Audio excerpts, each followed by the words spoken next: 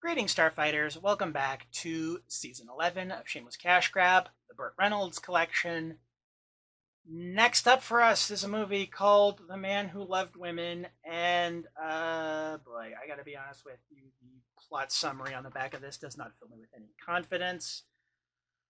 Though, on the plus side, Julie Andrews is in this, so there's a chance. There is a chance this could end up being better than the last two movies.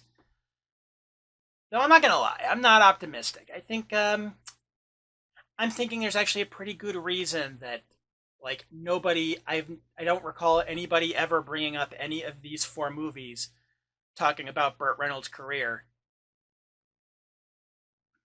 Even after he died, everybody brought up,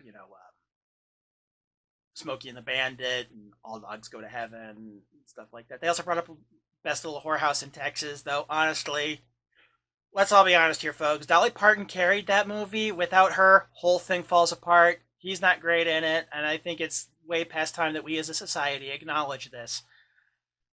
But yeah, The Man Who Loved Women, Burt Reynolds, Julie Andrews, Kim Basinger, and before she got hit with the Best Supporting Actor Oscar curse. So maybe this will be decent. Again, not expecting much. I'm expecting something in the line of High Fidelity, and I know that movie has a bit of a cult following, but I gotta be honest with you, I feel like the movie wants us to root for the main character, even though he really doesn't deserve it. Although, from what I hear, the book is even worse. So, but yes. Anyway, we're not talking about High Fidelity. Thank goodness. We're talking about The Man Who Loved Women from 1983. At least it's going to be less than 2 hours. So, and again, Julie Andrews. So, okay.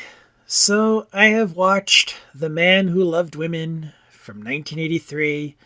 I recorded the video section of this episode before the election, and I'm recording this audio section after, and I don't know if you'll be able to pick it up in my voice, but I bet you can.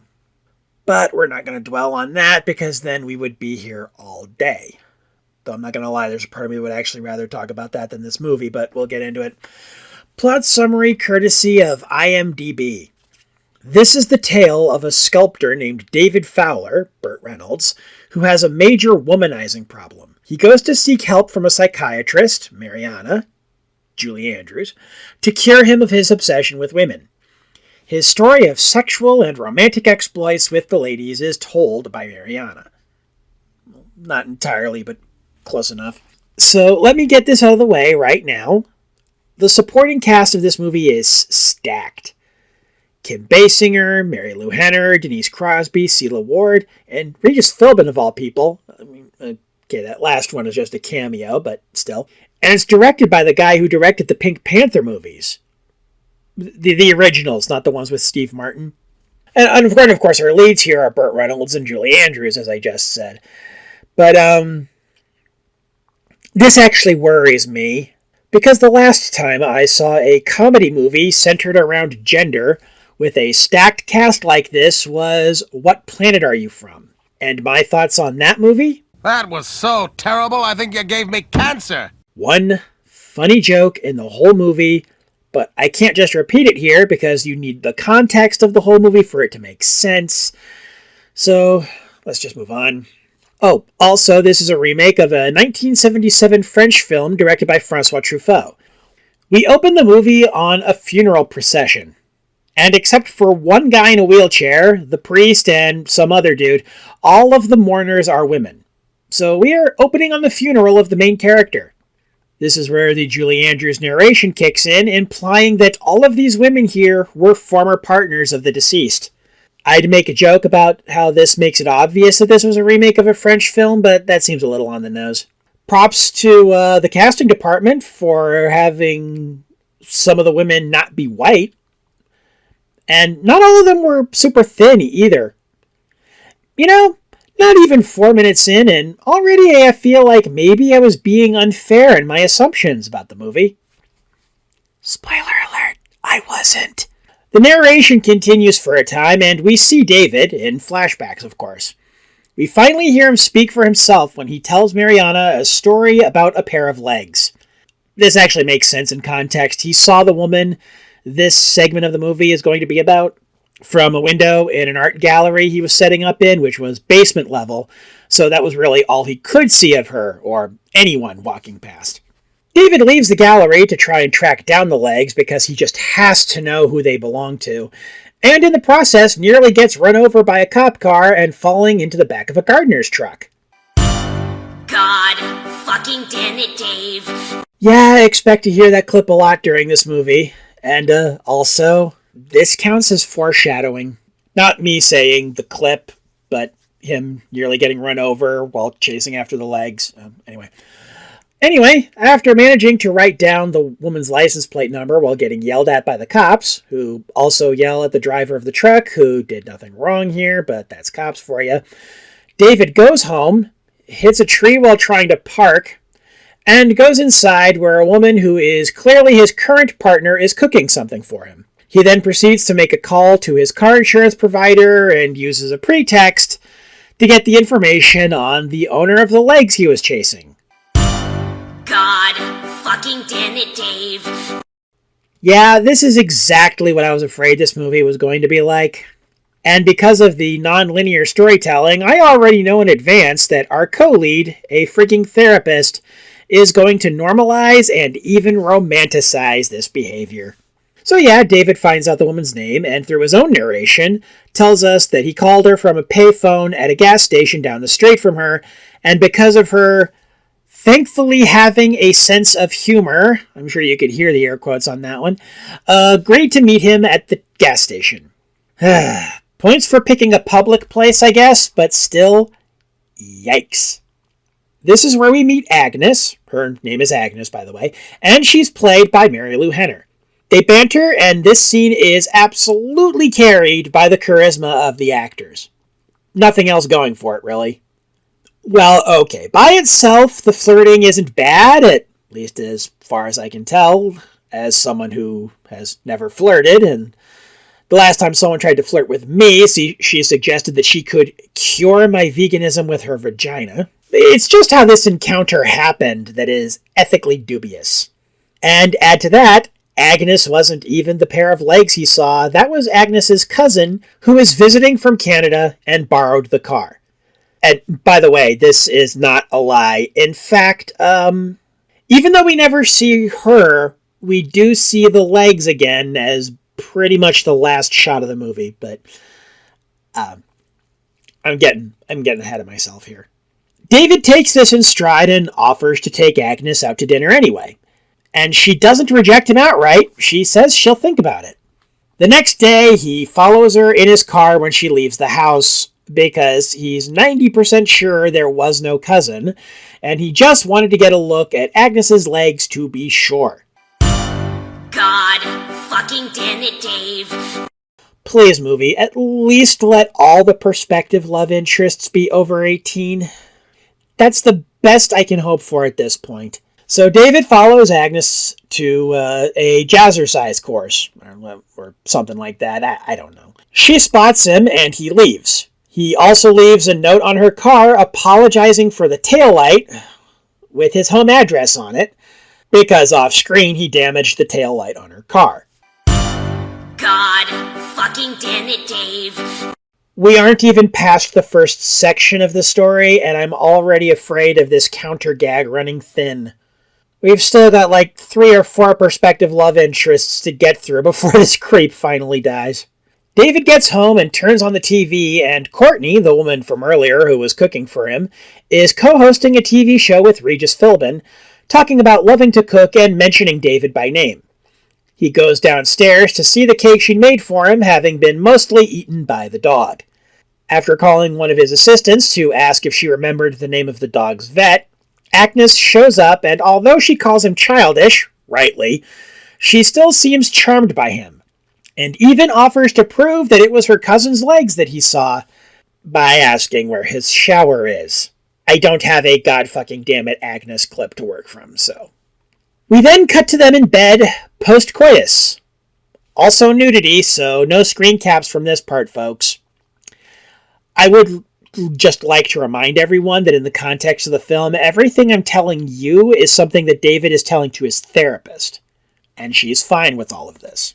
We go back to him talking with Mariana, and instead of moving on to the next character, we get a flashback to David losing his virginity at 15 to an adult.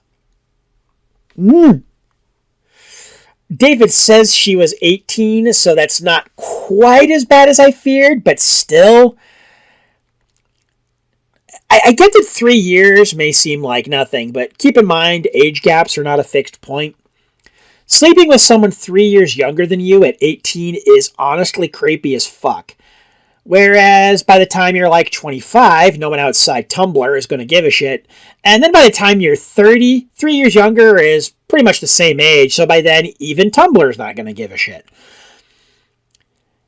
And I actually expected I would be needing to talk about this very subject before I even started the movie. Just had a feeling. Though I will say, I am relieved that it wasn't in the other direction with a bigger number than 3. Small mercies. And somehow we transition from all of this to him talking about his mom. Yeah, we don't have time to unpack all of that. Now, Mariana is going to go on about how accusations of his mother being a sex worker might have affected him. Yes, all the writers on this movie were men. How did you guess?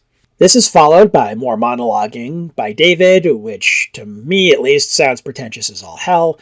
And we get the story about how he met his assistant, Nancy, who he says is special to him because she's the only woman he didn't sleep with when he had the chance. God fucking damn it, Dave. I get that this is supposed to be a compliment, but yikes. He met Nancy when she was a sex worker and a very inexperienced and nervous one at that, and I am cringing so hard right now it's making my back hurt. He takes her to his home, talks about art, yada yada, and this plays out pretty much exactly like you think it does. Lots of movies do this whole rescuing a sex worker fantasy.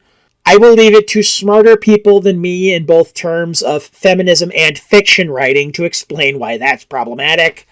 Let's just move on. I should probably get new headphones because you probably heard that clink. Anyway, there's a bit here where David talks to Mariana about his fear of flying. That doesn't really go anywhere, but I guess it fleshes out the character, so whatever.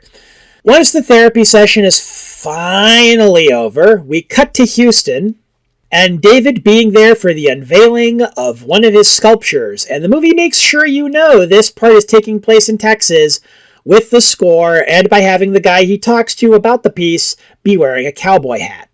This is when Kim Basinger's character, Louise, enters the picture, and without narration to set her up. The movie has apparently just decided to ditch its own framing device less than halfway through. The fact that it comes back later actually makes this even more weird. She's married to Cowboy Hat Guy, says she'd met David before at an exhibit in LA. Her husband tells her to give him a tour. They go up to the penthouse of the building, and you already knew where this was going. They avoid getting caught in a sequence that is supposed to be funny, but isn't, including a conversation that takes place entirely off screen, and we can only hear it, while the camera focuses on the entrance to the bathroom, and I am not kidding. This sequence, this whole sequence, not the scene, but within the sequence, but the whole sequence drags on way too long, including Louise giving David roadhead after being pulled over by a motorcycle cop while he's writing the ticket. Like a third of this section of the film is basically David reacting to Louise pinching his butt when she thinks no one is looking. I am apparently supposed to find this amusing. Oh, I guess I should also do this for David sleeping with a married woman. God fucking damn it, Dave. I know she initiated it, but still, he didn't even try to say no. But remember, this movie wants us all to know very much how much Dave respects women. We've reached the halfway point of the movie now, thank God, and this thing with Louise is still freaking going. And it is still not funny.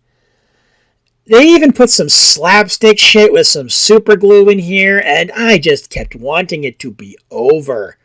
After returning to LA and being belligerent with his therapist for no reason, as if it was her fault she didn't talk him out of going to Houston, as if she would have had any idea that he would end up with one hand super glued to his mouth and the other super glued to a small dog. Don't ask, it's not funny enough to matter. David, oh, right. God fucking damn it, Dave. That's for yelling at Mariana for no good reason. Anyway, once that sequence, which is only better than the Houston stuff by virtue of being short, is over, we go to David waking up in the middle of the night with an anxiety attack. The next morning, or I guess it's the next morning, time is a little wonky in this movie, an LAPD and a Houston detective show up at David's house. We jump cut to Mariana's office, and David informs us Louise shot her husband. Boy, that escalated quickly. He's alive, albeit minus one testicle, but now David is facing having to go back to Houston to testify. Now, here's my quibble here. Louise is from Texas. How does she not double tap center mass? I don't even own a gun, and I understand this. Also, here's another thing. They're charging her with attempted murder, even though the police are aware that she fired the gun after her husband had started hitting her because he'd hired a private detective to follow her, and he knew about sleeping with David. And the police tell David this. So they're aware that this was an act of self-defense, but they are still charging her with attempted murder. Yeah, you know what, honestly, this is not shocking to me in the slightest. I don't even know. There's less than half the movie left at this point. I'm pretty sure there's at least one more potential love interest we haven't met yet. Did I use yet twice in this? Forget. At least according to the poster, there's like one that we haven't met yet. And we don't actually know that much about Courtney still, despite technically meeting her first, unless you count Mariana's narration. She co-hosts a talk show with Regis and likes to cook. That's all we know. So then an earthquake happens. David panics, yada yada. We get some backstory on Mariana, including that she's a widow. We get another brief childhood flashback with Oedipal implications, because why not? And Courtney finally re-enters the picture in a post-sex scene, of course, because this is that kind of movie. We go to the supermarket, David's narration returns, and David meets up with a girl named Sue under ethically dubious circumstances again, because he found an ad she posted looking for after-school work. She's 20, so no need for the Kendrick clip here. But she was specifically looking to work with children, and Dave doesn't have kids that he knows of anyway, and yeah. God fucking damn it, Dave. We go from that to Mariana talking to her own therapist. She admits that she's in love with David, but we knew that already from the opening scene of the movie. Not entirely sure why, but... We then cut to David's house in the middle of the night, and suddenly Louise shows up. Okay, I know she's rich and white and cis, and it was self-defense, even though she was cheating and all that, but you know what, forget it, there's like 20 minutes left, let's just get through this. Speaking of, though, I don't think we've encountered a Svetlana yet. That's one of the names from the poster. They're gonna have to speedrun that segment. Spoiler! They speedrun that segment. Anyway, yeah, Louise is here and throwing herself at David. And we learn that David already has a girl over, Enid, played by future underutilized Star Trek actor Denise Crosby. And Louise takes this well, as evidenced by the snippet of a threesome we get in the very next scene. Burt Reynolds having a threesome with Denise Crosby and Kim Basinger. Did my dad write this movie? If he were alive, he'd think that was funny. Well, he might think it was funny. After all of this, we get to David and Mariana making out. There's lead up to it. It doesn't happen as fast as my recap implies, but I'm talking about a movie that's almost 2 hours long and a video that's going to be under 30 minutes, probably. Probably not. I've had too many tangents.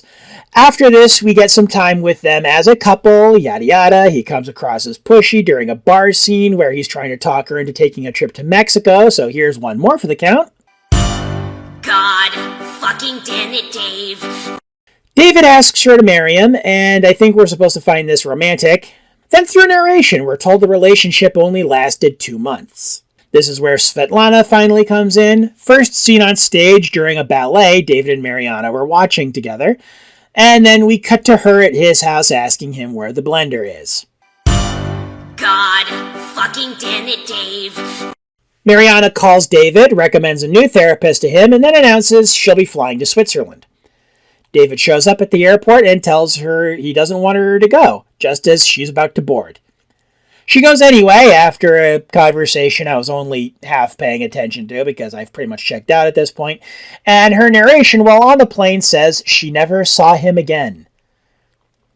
We go to a jazz club where David is on a date with Agnes, where she tells him she's getting married.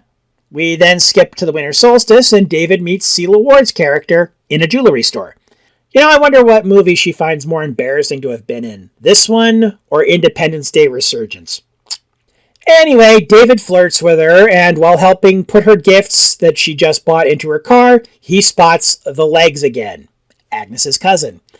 This was foreshadowed earlier, actually, as Agnes had said she would be back in town on December 21st. He crosses the street trying to go after her and gets hit by a car. God fucking damn it, Dave. The way this scene is shot honestly looks like a test run for a stunt as opposed to how our main character actually dies. Lame. We cut to Mariana returning to the States, embracing a crying Nancy. We go to Agnes and Louise, coincidentally arriving at the hospital at the same time, and Enid is already there. Yeah, David's technically not dead yet, but we all remember how the movie started, right? And while he's dying, he still takes the time to check out the nurse's legs. No, I won't use the clip here, that's just mean. After staring for a bit, he tries to get up to reach out to her legs, with the arm that is in a sling, causing himself to fall out of the bed and bring the equipment he's attached to crashing down on top of him. Okay, never mind, we're using it. God fucking damn it, Dave. We go from that right to the doctor heading out to the waiting area where Mariana, Svetlana, Enid, Louise, Agnes, Nancy, and Courtney are all waiting, and this is how we learn he has died. The movie then brings us back to the funeral, and okay, I chuckled a bit here. The music during this part is somber and serious, despite the fact that our main character died because he wanted to sexually harass his nurse. I feel like that had to be on purpose. So, okay, Blake Edwards, you get 1 point. And then we get a scene of David's dog on David's bed as we pan down to what we can infer was his last finished sculpture. Oh, poor doggy. The end. Random thoughts I had while watching the movie. As I mentioned early on in the episode, Blake Edwards was the director of this movie. Mainly when I think of his work, the first movie that comes to mind is the gender flip comedy Switch, with its oddly anti-abortion subtext. Seriously, that movie is weird. 2. There was so much 80s hair on display in the opening scene, you have no idea. 3. There are a lot of long silences in this movie. In a good movie, this probably wouldn't bother me. In this movie, it makes me annoyed that the backup DVD player I had to use for this doesn't let me change the playback speed like the one on my main desktop. If you saw the video I dropped at the end of November about the delay for this episode, you know what I'm talking about.